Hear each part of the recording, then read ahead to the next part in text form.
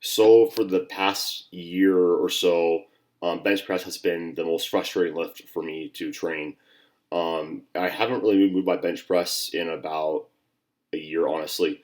I have always floated within that 331 to 336 pound bench press range, and haven't really moved from that. So there's a few things I'm doing going forward in my training to hopefully fix that. Um, you're seeing kind of like my first week of my new block on my new program, so lighter loads and whatever. But I think I'm going to first address technique. So one of the things I always did was I was throwing my elbows a lot and biasing a lot into that shoulder internal rotation. While I was strong in that position, I was getting hurt all the time, and I would kind of make a lot of progress, and then I would hit a certain load threshold, and then I would start getting symptoms, and then I just couldn't train the lift, and I would lose all that progress. And kind of by definition, if you're always getting hurt in one position, it's by definition not your strongest.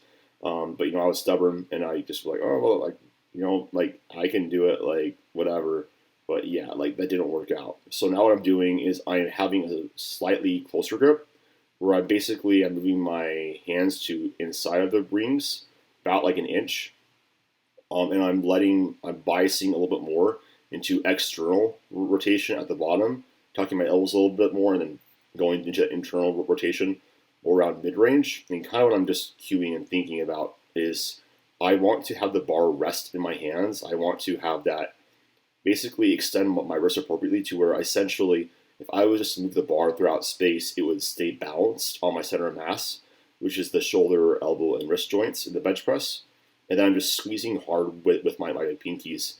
And that kind of helps me like not flare my elbows.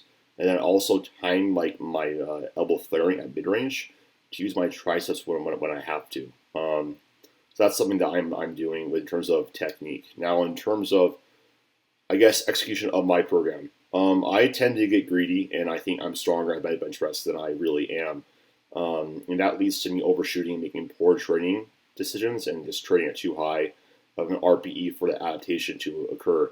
And essentially, you want to train in a manner that is going to create the environment for adaptations to occur. Adaptations occur on their own timeline, what you want to do is kind of facilitate that in the best way possible. And that's going to come down to your discipline and execution of training with loads that your body is actually ready for, instead of trying to force progress, because your ego says that you're stronger than you actually are. So that's something that I'm also doing. So, for example, for this last training block, I used my training max as 331, which was what I got on my meet. And now I'm just adding 5 pounds, which is 336 pounds. I'm basically putting all of my, I guess, goal weights I'm trying to get for the training block, um, as that based off of that max weight. And that's not a lot to increase month to month, but in 1 year, adding 5 pounds a month to my bench press is going to equal a 60-pound increase, which would basically mean I'd be bench pressing 390 pounds at the end of the year, if that is how the rate of progression is. And I think that this is something that we all fall into the trap of is, I guess, wanting to progress as fast as possible instead of valuing that consistent progression. And while I do think it is good, you should absolutely take advantage of periods of training where it's hyper productive and you're adapting very, very fast for whatever reason. Those do happen every now and then. But I think what you should probably try to create in terms of training is a consistent, repeatable stimulus that allows you to progress in the long term. So, say for example, you're just add 5 pounds a month to your bench press, and 10 pounds a month to your squat and your deadlift. At the end of that year, like you're going to be significantly stronger, and that's kind of what I'm talking about here. And so, having that consistent progression that doesn't get you hurt, that you enjoy your training, and it's very predictable. I think that's what matters the most. Instead of trying to progress as fast as possible, stabbing yourselves with tons of training volume.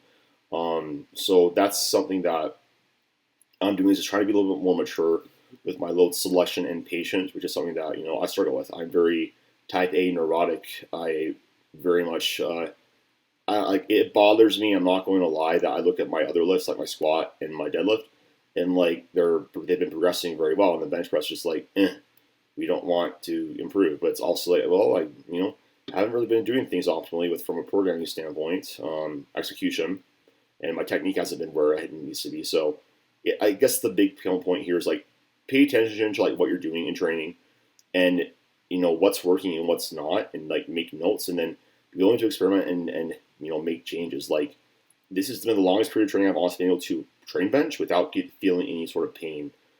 That's been really helpful. And I guess the last thing I'm doing is I am neglecting some more muscle groups I haven't really pushed volume as hard on. That's going to be primarily my rear delts and my triceps. And the reason why I'm doing a little more rear delt work is because it's going to help stabilize my shoulders a little bit more. I have shoulder issues on bench. And then I'm also just training my triceps more because my arms are small. And having bigger arms is never the wrong answer. And, I have bumped up my tricep volume by quite a bit. I'm literally doing 16 sets per week right now. In the past, I've done like, I don't know, like maybe, 8 at most. And that's just, not enough for me. And I'm actually starting to see a difference, just one month into this higher volume. So that's been really cool to see. So that's something else I'm also doing.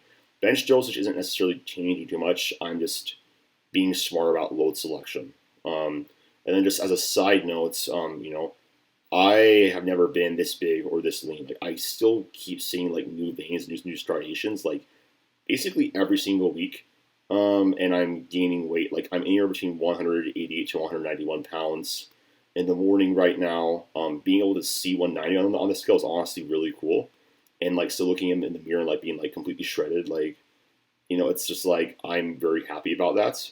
And that's something else I'm also going to be doing is making sure I'm at least eating enough to slowly gain body weight over time. Because pressing loves food, and if you're under eating, bench just isn't going to move. So that's what I'm doing to improve my bench press. So hopefully you guys took something away from this that you can apply to your own training. I'm still working every single day on improving this, but I kind of want to be a little bit transparent about my own struggles and journey. Hopefully, help some of you guys out.